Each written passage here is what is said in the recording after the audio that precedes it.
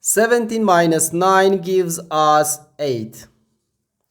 And inside this parenthesis, we have 9 minus 1, which again gives us 8. So 8 times 8 equals 64.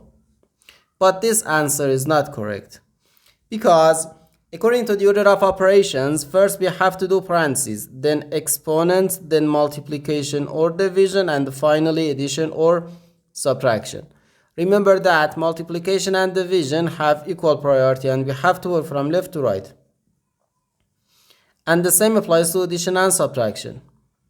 In this expression, we have one subtraction, one multiplication, and the one parenthesis. Inside this parenthesis, we have one subtraction.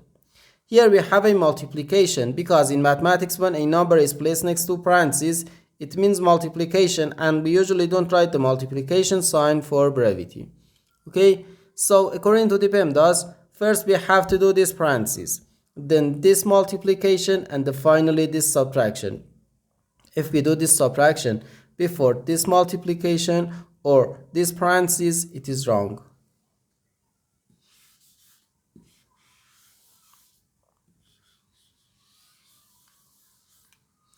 So first we have to do this parenthesis. Inside this parenthesis we have 9 minus 1, which equals 8. So 17 minus 9, then times 8. Now we have one subtraction and one multiplication. According to the PEMDAS, multiplication has higher priority than subtraction, because multiplication comes before subtraction. So here first we have to do this multiplication. 9 times 8 gives us 72.